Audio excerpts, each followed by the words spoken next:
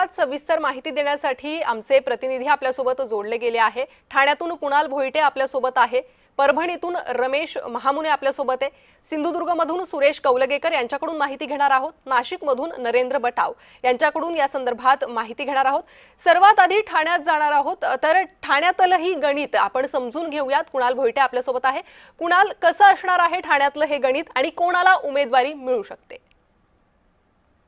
प्रणिता, अगदी बरोबर आहे, कारण उद्या शेवटची अर्ज भरायची तारीख आहे आणि उद्याच ही नावं जी आहेत ती निश्चित करण्यात येणार आहेत। त्याचप्रमाणे ज्या महाविकास आघाडीकडून राष्ट्रवादी शरदचंद्र पवार पक्षाला ही जागा सुटली असल्या कारणाने आताच नव्याने निवडून आलेले नगरसेवक अभिजित पवार यांच्यावर मोठी जबाबदारी पक्षाने टाकलेली आहे।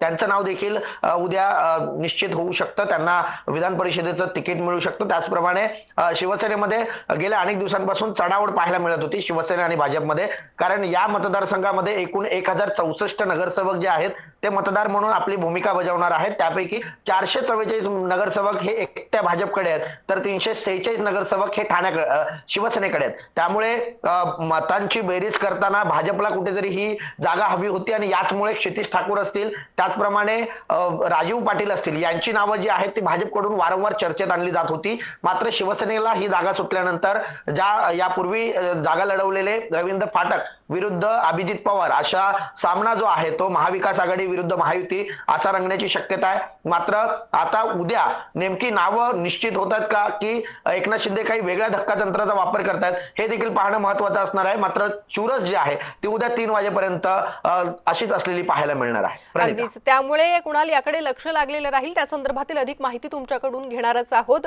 असेच आमच्यासोबत जोडलेले रहा। आणखी पुढे इतर मतदारसंघाबाबत आणि इतर जागांबद्दल आपण जाणून घेऊयात माहिती। परभणीत जाऊयात। परभणीत रमेश